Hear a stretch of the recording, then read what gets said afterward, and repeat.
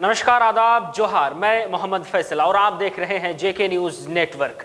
दिन भर की सबसे बड़ी खबर, हाथरस में गैंगरेप पीड़ित के परिवार से मिलने जा रहे राहुल गांधी और प्रियंका गांधी को उत्तर प्रदेश पुलिस ने ग्रेटर नोएडा एक्सप्रेसवे पर रोक दिया। जब वे नहीं माने तो दोपहर करीब 2:30 बजे उन्हें इकोटेक 1 थाना इलाके में गिरफ्तार कर लिया गया। आपको बता दें, राहुल और प्रियंका गांधी कांग्रेस कार्यकर्ताओं के साथ दोपहर 1 से लगभग 1:30 बजे के बीच एक्सप्रेसवे पर पहुंचे थे। यहीं उनके काफिले को पुलिस ने रोक दिया।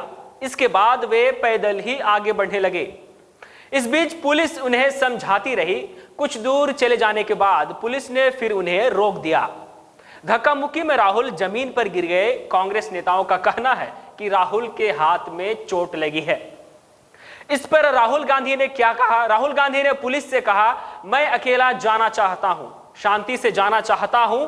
धारा 144 कहता है भीड़ नहीं जुट सकती, सभा नहीं हो सकती। मैं ये तो कर ही नहीं रहा हूं, मैं अकेले जाना चाहता हूं। मुझे किस धारा के तहत गिरफ्तार किया जा रहा है?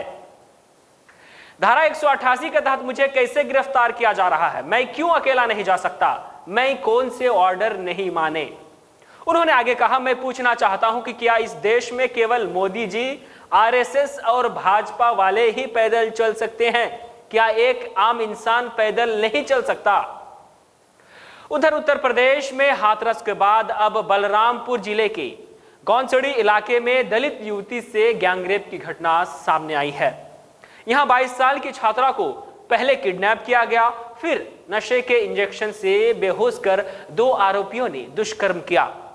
लड़की की हालात इतनी बिगड़ गई कि उसकी मौत हो गई। पुलिस ने आरोपियों को गिरफ्तार किया है। उनके खिलाफ गैंगरेप और हत्या का केस दर्ज किया है। रिपोर्ट के अनुसार युवती कॉलेज की फीस जमा करने के लिए मंगलवार सुबह 10 बजे घर से निकली थी। शाम तक नहीं लौटी तो घर वालों ने फोन किया, लेकिन फोन बंद था। शाम करीब 7 बजे युवती गंभीर हालत में रिक्शे से घर पहुंची। वह बेहोशी की हालत में थी, बोल भी नहीं पा रही थी। परिजन तुरंत डॉक्टर के पास ले गए। फिर डॉक्टर के कहने पर लखनऊ ले जा रहे थे, लेकिन रास्ते में ही युवती की मौत हो गई। उन्होंने दम तोड़ दिया। इधर हाथरस गैंगरेप मामले में एडीजी प्रशांत कुमार ने कहा, पीड़ित युवती का पोस्टमार्टम दिल्ली में हुआ था। परिवारजनों की सहमति के बाद पीड़िता का अंतिम संस्कार कराया गया। पोस्टमार्टम रिपोर्ट में गले की चोट और उसके कारण हुए ट्रॉमा को मौत का कारण बताया गया। इसी बीच विधि विज्ञान प्रयोगशाला को रिपोर्ट भी प्राप्त हो गई। इसमें स्पष्ट रूप से बताया गया कि जो सैंपल इकट्ठे किए गए थे उसमें किसी तरह का स्पर्म या शुक्राणु नहीं पाया गया है। उन्होंने आगे कहा, इससे स्पष्ट होता है कि कुछ लोगों के द्वारा प्रवेश में गलत तरीके से जातीय तनाव पैदा करने के लिए इस तरह की चीजें कराई गई। पुलिस ने शुरू से ही इसमें त्वरित कार्रवाई की है। अब हम आगे की विधिवत कार्रवाई करेंगे। ऐसे लोगों की पहचान की जाएगी जो प्रदेश में सामाजिक सद्भाव बिगाड़ना चाहते थे और जातीय हिंसा को भड़काना चाहते थे। अब बात करते हैं झारखंड की। उपचुनाव के मद्देनजर झारखंड मुक्ति मोर्चा ने दुमका उपचुनाव के लिए अपने उम्मीदवार की घोषणा कर दी है। पार्टी के केंद्रीय महासचिव सुप्रियो भट्टाचार्य ने बताया कि हेमंत सोरेन के इस्तीफा देने की वजह से खाली हुई दुमका विधानसभा सीट से उनके छोटे भाई बसंत सोरेन पार्टी के उम्मीदवार होंगे। झारखंड मुक्ति मोर्चा के युवा मोर्चा के केंद्रीय अध्यक्ष बसंत सोरेन 12 अक्टूबर 2020 को अपना नामांकन दाखिल करेंगे। वहीं भट्टाचार्य ने आगे कहा कि दुमका की जनता और वहां के झारखंड मुक्ति मोर्चा कार्यकर्ताओं की मांग पर ही बसंत सोरेन को उपचुनाव में पार्टी ने अपना उम्मीदवार बनाया है। शिबू सोरेन और हेमंत सोरेन ने बसंत की उम्मीदवारी पर मुहर लगा दी है। उन्होंने उम्मीद जताई है कि बेरमो विधानसभा सीट पर होने वाले उपचुनाव के लिए उनकी सहयोगी पार्टी कांग्रेस जल्द ही उम्मीदवार के नाम का ऐलान कर देगी। इसके बाद पूरा महागठबंधन मिलकर यह उपचुनाव लड़ेगा और दोनों सीटें जीतेगा भी। उन्होंने कहा कि झारखंड मुक्ति मोर्चा कांग्रेस राष्ट्रीय जनता दल का महागठबंधन इस उपचुनाव को ऐतिहासिक बनाएगा।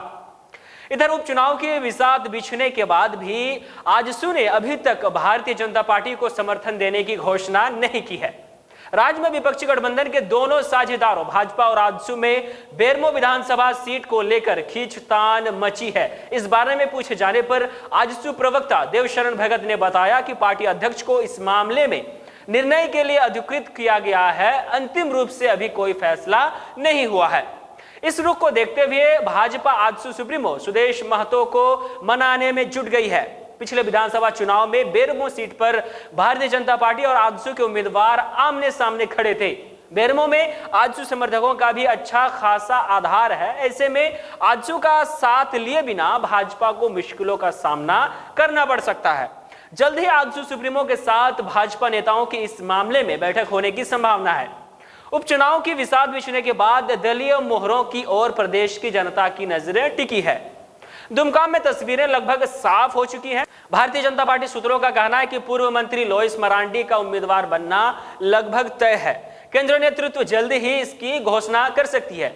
इसी तरह झारखंड मुक्ति मोर्चा में भी बसंत सोरेन के प्रत्याशी बनने पर लगभग सहमति बन चुकी है। बेरमो में कांग्रेस और भाजपा दोनों खेमों में अभी उम्मीदवार के नाम पर सहमति नहीं बन पाई है।